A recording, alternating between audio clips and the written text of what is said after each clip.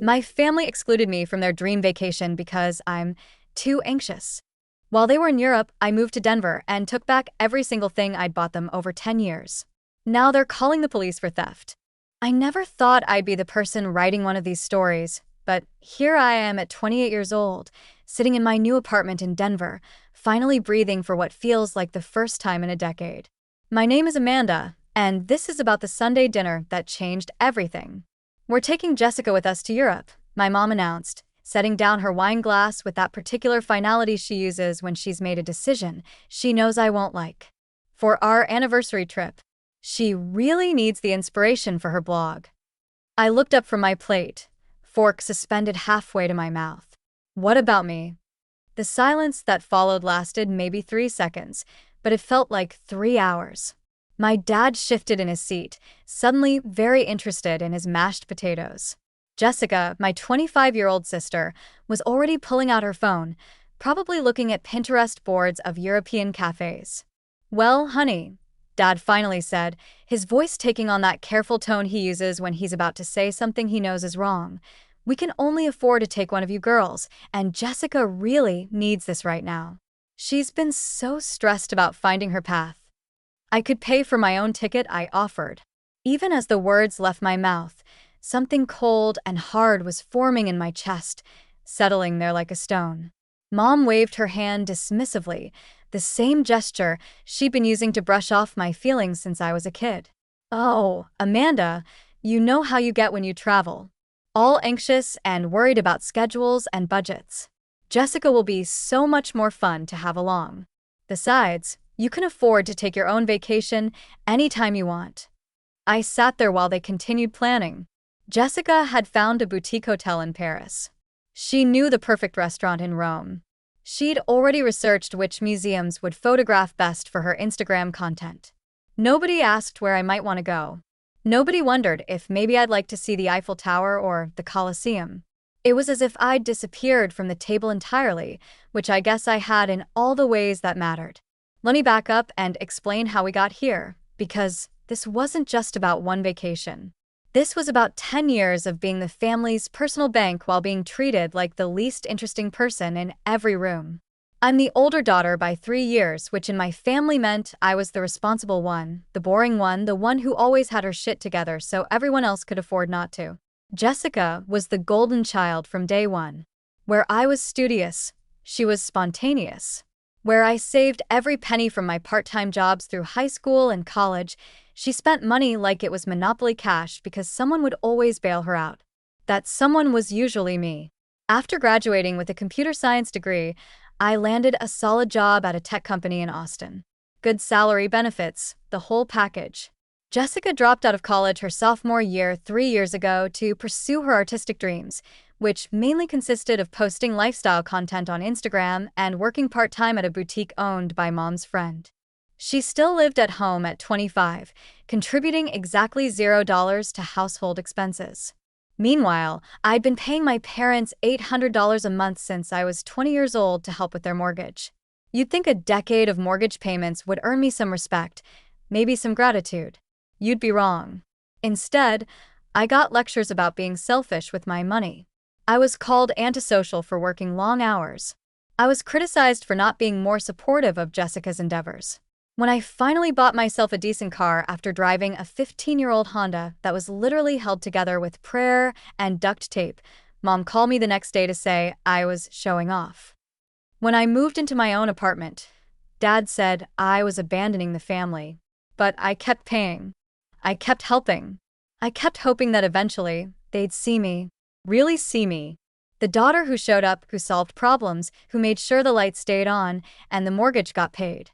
That Sunday dinner was 6 months ago, and it broke something in me that I didn't even know could break.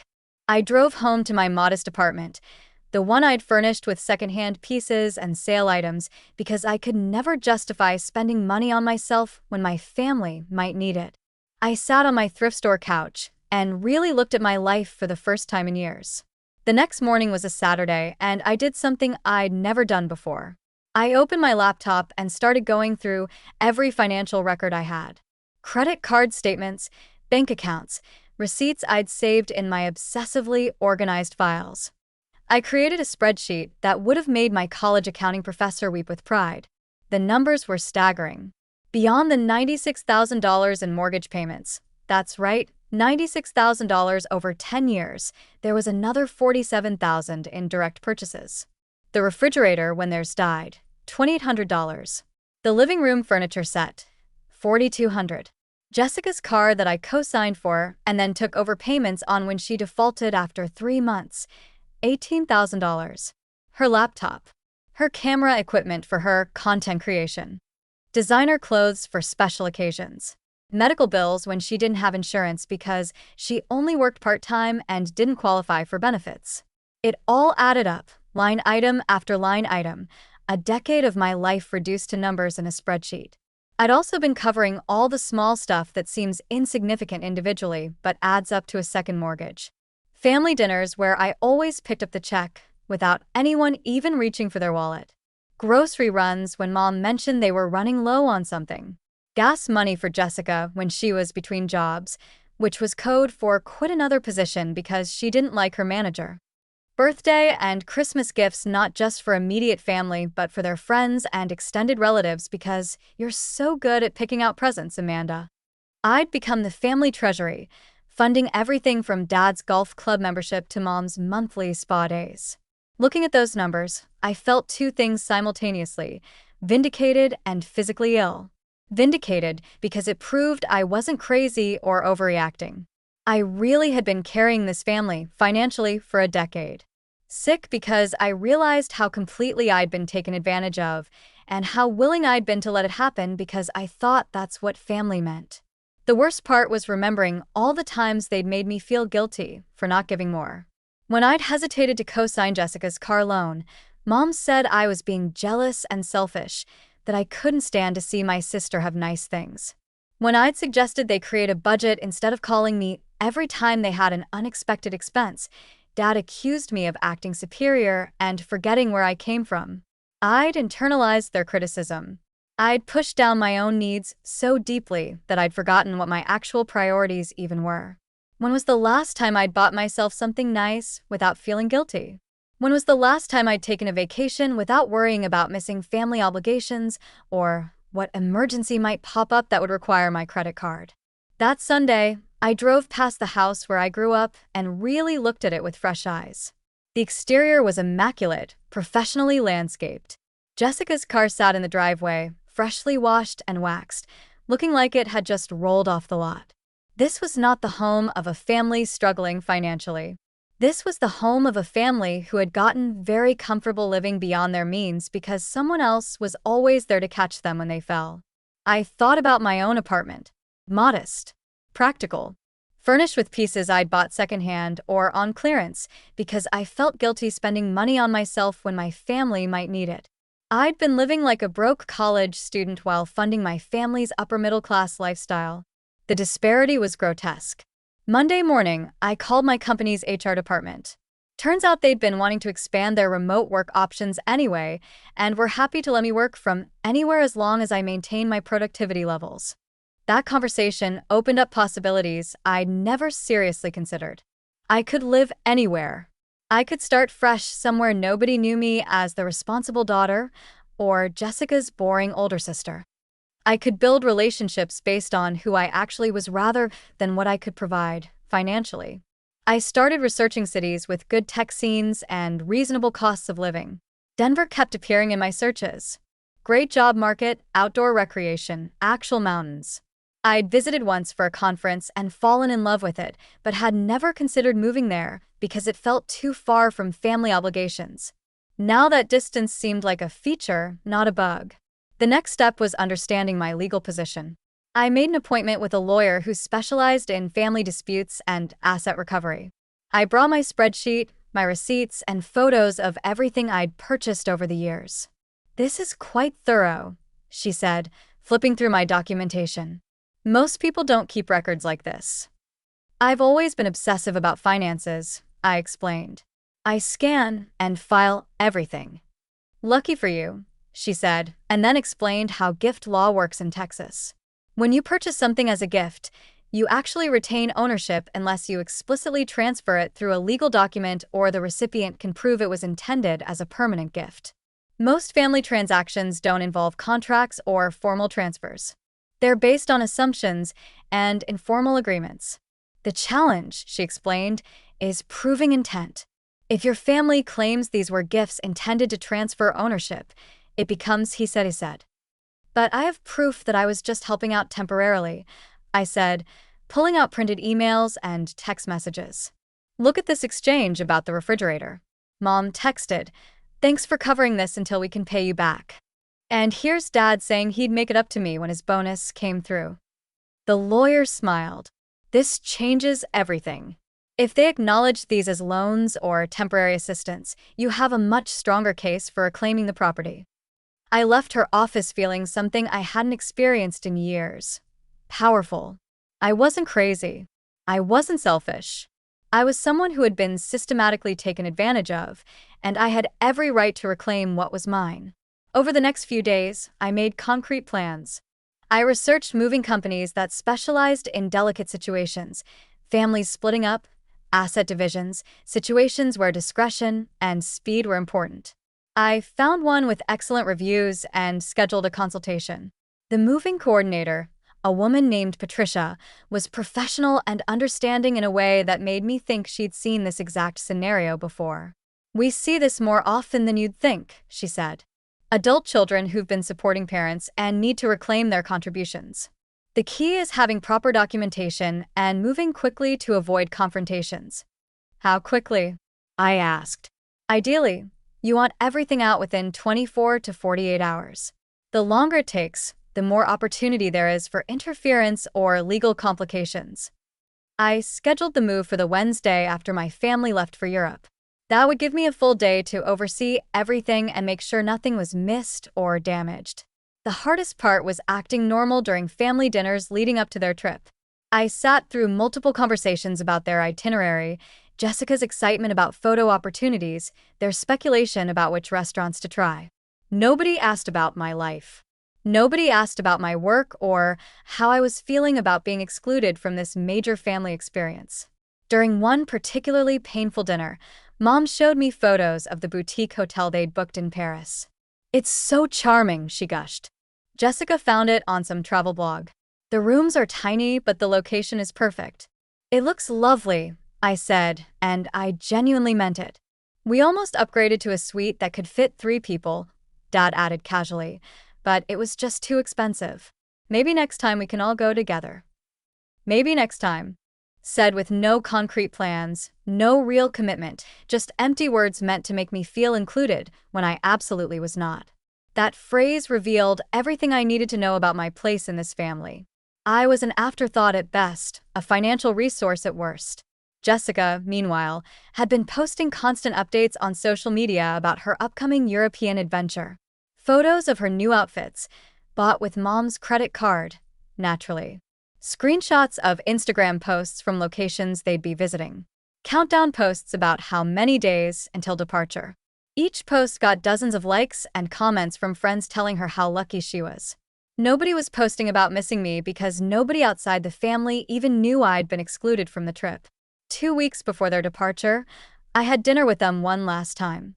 They were giddy with excitement, showing me their complete itinerary printed out in a binder, all the clothes Jessica had bought specifically for the trip. "Make sure to take lots of pictures," I said, smiling genuinely for the first time in months. "Oh, we will," Jessica bubbled. "I'm going to get so much content out of this. My follower count is going to explode." "I'm sure it will," I agreed. They left on a Tuesday morning. I helped them load their suitcases into Dad's car, hugged each of them goodbye, and waved from the driveway. As soon as their taillights disappeared around the corner, I pulled out my phone. "Hi, this is Amanda Mitchell. I'd like to confirm the pickup for tomorrow morning." The moving company I'd hired specialized in exactly these kinds of situations. They were professional, efficient, and asked no questions. I had a complete inventory of everything I'd purchased, along with receipts and photos. My lawyer had prepared official documentation of my ownership claims just in case there were disputes later. Wednesday morning, They arrived at 7 a.m. with a large truck and a team of 4 movers. I met them at the house with my key, the one I'd kept from when I used to live there, the one they'd never asked for back because they assumed I'd always be available in emergencies. We started with the big items. The refrigerator required special handling to disconnect the water line and move it without damaging the floors. Underneath, the old refrigerator from 1998 was waiting in the garage, a white builder-grade model that barely fit the family's needs even when I was in high school. The washer and dryer came next, carefully disconnected and wheeled out on dollies. Their old set went back in their place, matching units from their first apartment that were showing serious wear. In the living room, we removed the entertainment center, the 55-inch TV I'd bought 2 Christmases ago, the sound system, the coffee table, the end tables with the matching lamps. We brought up the old couch from the garage, a faded floral print that Mom had always hated, along with a wobbly coffee table that had ring stains from years of use. The dining room furniture was next.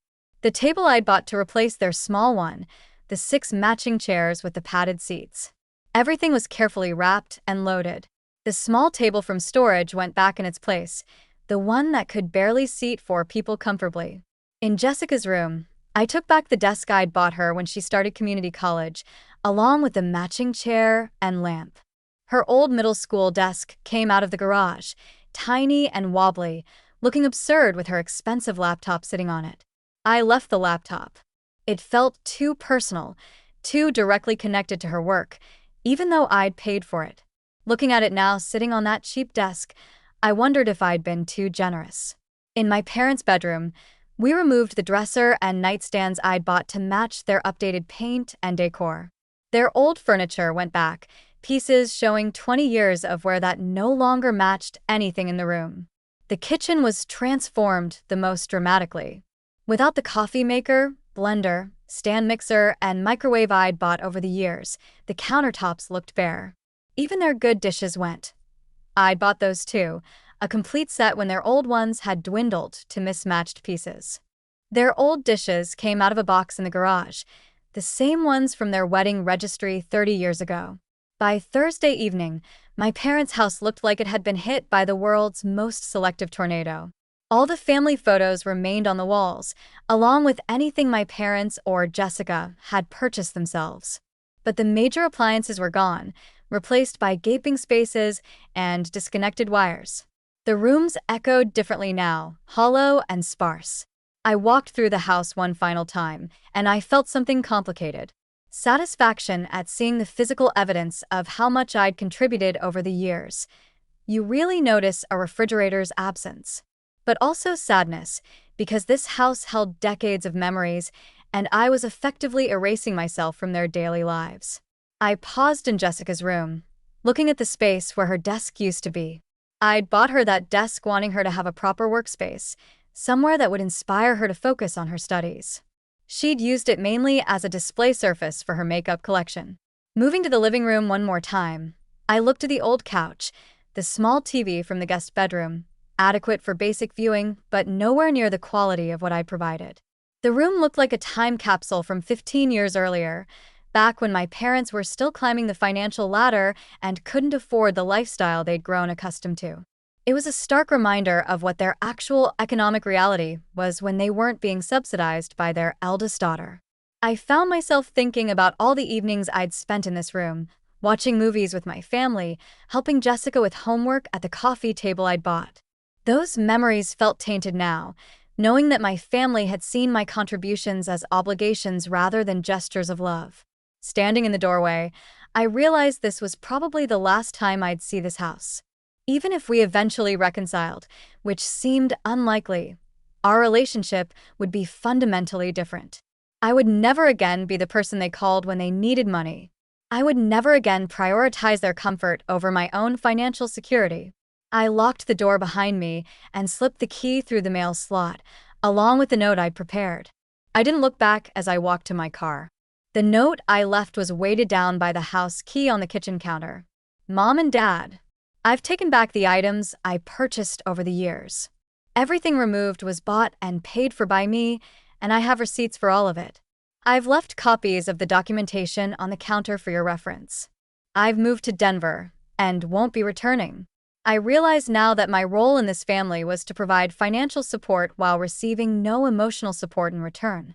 I deserve better than that, and I'm finally taking it. Don't worry about the mortgage payments I've been making. I've calculated that over the years I've paid approximately $96,000 toward your house, which more than covers the value of the items I've taken. Consider us even. I hope you enjoyed your vacation. I'm starting my new life. Amanda. P.S. Jessica, your laptop is in your room. Since I'm no longer subsidizing your lifestyle, you might want to consider finding a real job. I drove away Saturday morning, my own belongings loaded into a U-Haul trailer behind my car. With every mile between me and that house, I felt lighter, as if I was physically shedding years of resentment and disappointment. They returned from Europe on Sunday. My phone started ringing at 11:47 p.m. that night. I was in my new apartment in Denver, unpacking boxes and arranging furniture. Furniture that was actually mine, bought with my own money for my own space, with no guilt attached. I didn't answer. The calls continued for hours. Mom, Dad, Jessica, even some extended family members who'd apparently been recruited. I let them all go to voicemail. Monday morning, I finally listened to the messages. Mom was hysterical. Amanda, what have you done? The house is empty. How could you do this to us? We're your family. Dad was angry. This is theft, Amanda. You can't just take things because you paid for them. They were gifts. Jessica was predictably dramatic. You've ruined everything. How am I supposed to work without my computer set up? You're destroying my career before it even starts. There were 17 voicemails in total, each one more indignant than the last. Not one of them acknowledged that I'd been financially supporting the family for years. Not one admitted that excluding me from the vacation had been hurtful.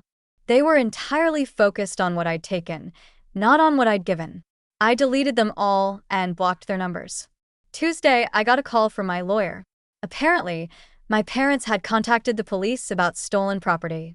The officer who took the report was professional but skeptical, she told me, especially after I faxed over all your documentation. He apparently told your father, your daughter has receipts for everything. She paid for it. She owns it. This is a civil matter at best, and frankly, she's got a stronger case than you do. Wednesday brought emails.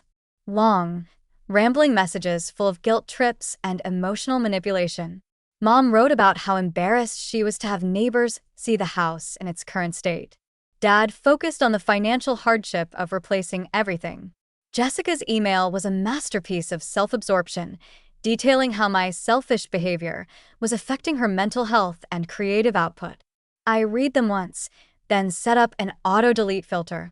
I was done being their emotional dumping ground.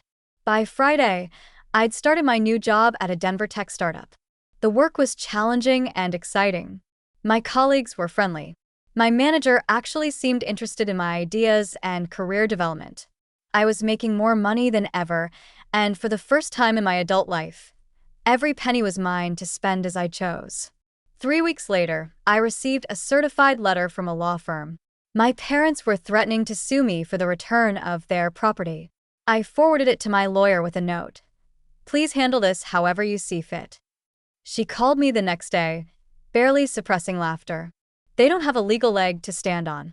I'll send them a response outlining your documentation and suggest they drop this before they rack up more legal fees they can't afford. That was apparently the end of their legal threats. A month later, my cousin Rachel called me. She was the one family member I'd always gotten along with, and she'd somehow gotten my new number. Amanda, she said carefully, I know there are two sides to every story, but I have to ask. Did you really clean out your parents' house while they were on vacation? I took back the things I bought over the years, I said calmly. Everything I removed, I had paid for myself. There was a long pause. How much stuff are we talking about? I gave her a rough inventory. Another long pause. Jesus, Amanda. I had no idea you'd bought so much for them. They never mentioned it. Are you kidding? I asked. They've been telling everyone I stole their belongings out of spite because I wasn't invited on vacation. They made it sound like I took family heirlooms and wedding gifts. I left everything that actually belonged to them, I said firmly. Every family photo, every piece of jewelry, every item of sentimental value. I only took things I had receipts for. Rachel was quiet for a moment. You know what? Good for you. I always wondered why you kept giving them money when they treated you like crap. That conversation gave me hope that maybe not everyone would see me as the villain in this story. 2 months later, Jessica called from a number I didn't recognize. I almost didn't answer, but curiosity got the better of me. Amanda. Her voice was small, different from the dramatic tone of her previous voicemails. Please don't hang up. What do you want, Jess? I got a job, she said quietly, at a marketing firm. Entry level, but it's a real job with benefits and everything. Congratulations.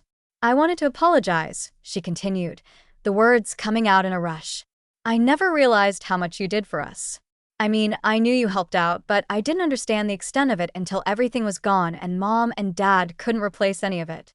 I was silent, waiting. They're really struggling, Amanda.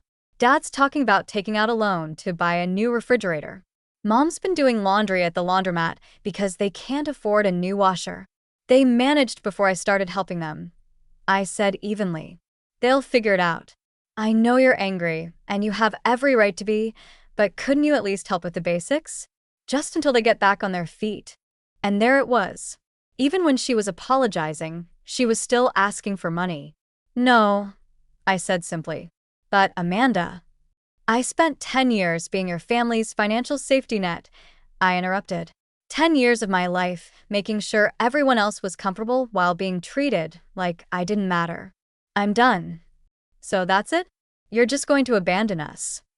Jessica, you're 25 years old with a job and no major expenses.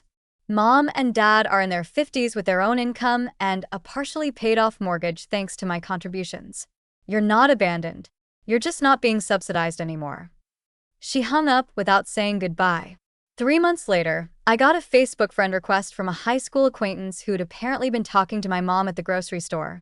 She sent me a message. Your mom seems to think you had some kind of breakdown and moved away impulsively. She's asking people if they know how to contact you because she's worried about your mental health. Just thought you should know what story she's spreading. I thanked her and updated my privacy settings. If my family wanted to rewrite history and make me the unstable daughter who'd had a breakdown, that was their choice. The people who mattered knew the truth. 6 months into my new life, I was thriving. I'd been promoted at work, made genuine friends who valued me for who I was rather than what I could provide, and had started hiking regularly in the beautiful Colorado mountains. I bought myself a new car, a nice one that I picked out entirely for my own preferences, and was saving money for the first time in years without feeling guilty about it. I'd also started dating someone I met through a hiking group. Mark was a software engineer like me, financially responsible, refreshingly direct about his feelings. When I told him the story of my family, in much less detail, he didn't try to convince me to reconcile or suggest that families should forgive anything. He just said, "Sounds like you made a healthy decision," and changed the subject to our weekend plans. It was exactly the reaction I'd hoped for, but never expected to receive. Last month, Rachel called me again. "I wanted to give you a heads up," she said. "Your parents are planning to drive out to Denver to surprise you for your birthday." My blood ran cold. How did they get my address? I don't know, but they're convinced that if they just show up and talk to you face to face, they can convince you to come home and work things out. Rachel, I need you to understand something. I don't want to work things out. I don't want them to visit.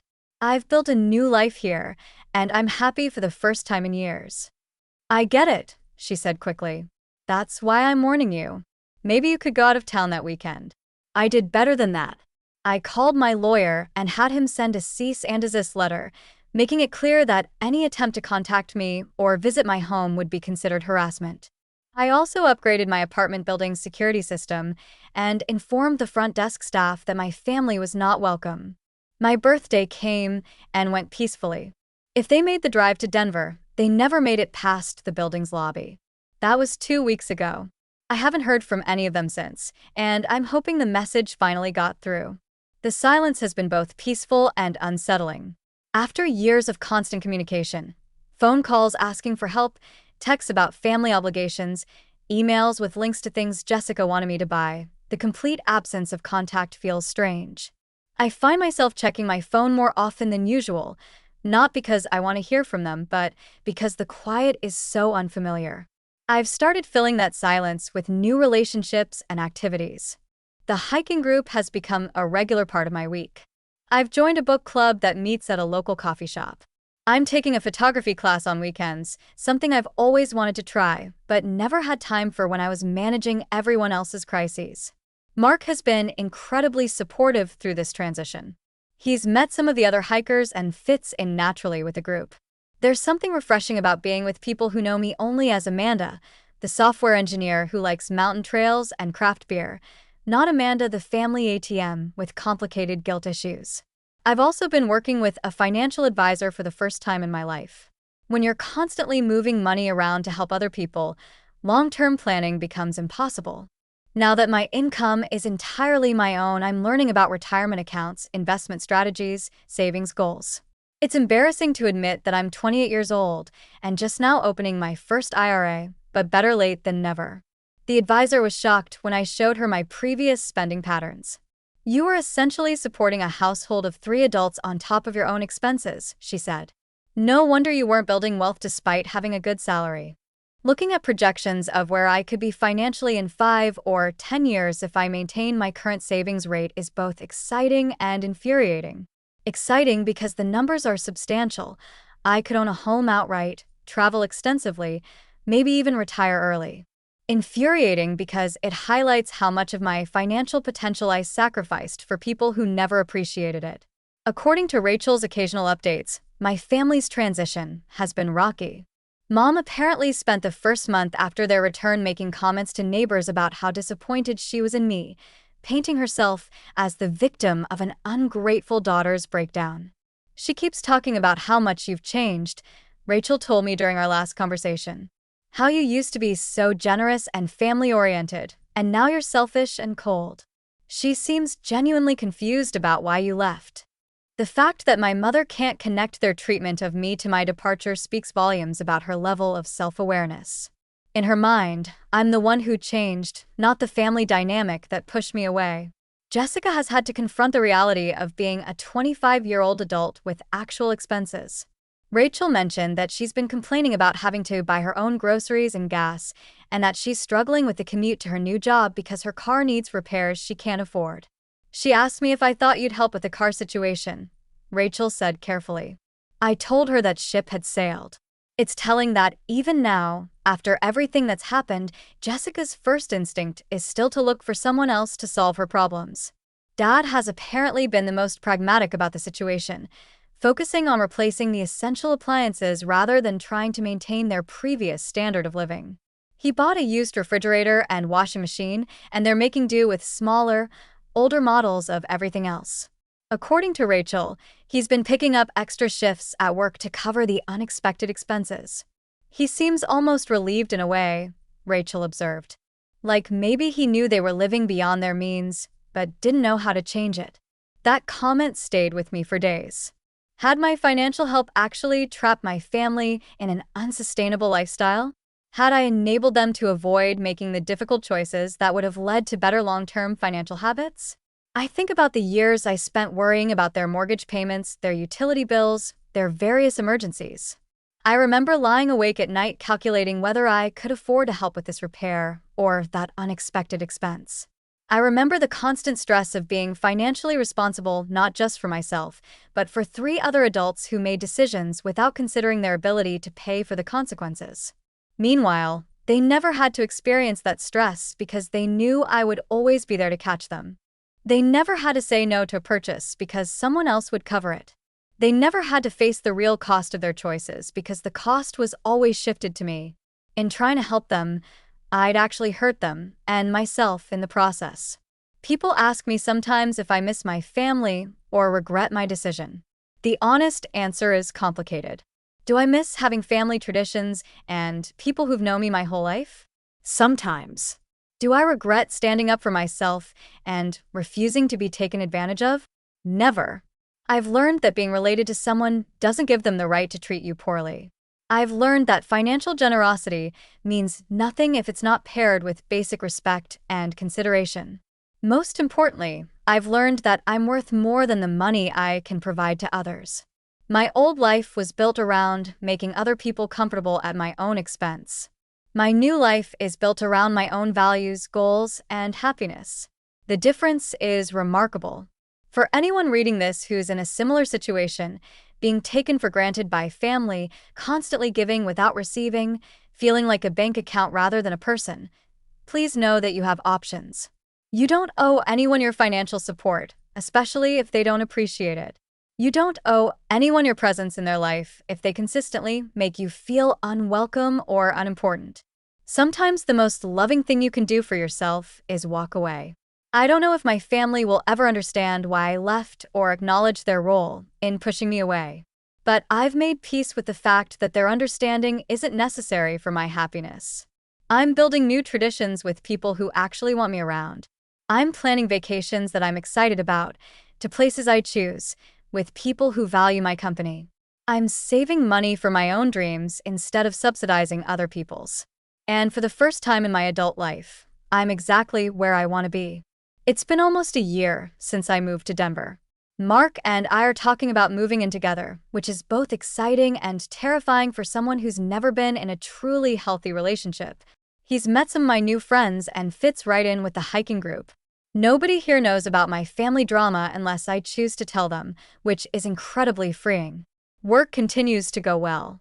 I've been given some high-profile projects and am being considered for a senior developer position that would come with a significant raise. The irony isn't lost on me that my career flourished once I stopped worrying about everyone else's financial needs. I've also started seeing a therapist, mainly to work through some of the guilt and anger I still carry about my family situation. She's helped me understand that my parents' behavior patterns were established long before I started enabling them, and that my leaving probably created some necessary consequences they'd been avoiding for years. As for my family, the silence has been mostly complete. Rachel updates me occasionally when I ask, but I've learned to limit those conversations because the information usually just makes me sad or angry. Apparently, my parents did eventually replace most of the appliances I took, though they bought used items and smaller versions of everything. Jessica is still working at the marketing firm and has apparently gotten a small promotion. The house is functioning, everyone is fed and clothed, and life goes on. They've stopped asking Rachel for my contact information, which suggests they've finally accepted that I'm not coming back. Part of me wonders if they ever truly understood why I left, or if they still see me as the daughter who inexplicably became selfish and cruel. But that's their story to tell themselves, and I've stopped trying to control it. My story is different. It's about a woman who spent her 20s supporting people who took her for granted, and her 30s building a life that actually makes her happy. It's about learning the difference between being generous and being used. It's about discovering that you can love your family and still choose not to be part of their dysfunction. I don't know what the future holds, but I know it's mine to decide. And after years of living for other people's expectations and needs, that freedom is worth everything I left behind. Sometimes the best revenge isn't dramatic or immediate. Sometimes it's simply living well without the people who couldn't appreciate you when they had the chance. To anyone who needs to hear this, you are worth more than what you can provide to others. You deserve relationships built on mutual respect and genuine affection. And sometimes the bravest thing you can do is walk away from people who can't see your value. Trust me, the view from the other side is worth the journey. Alright, I'm out, but the next story is already on the way.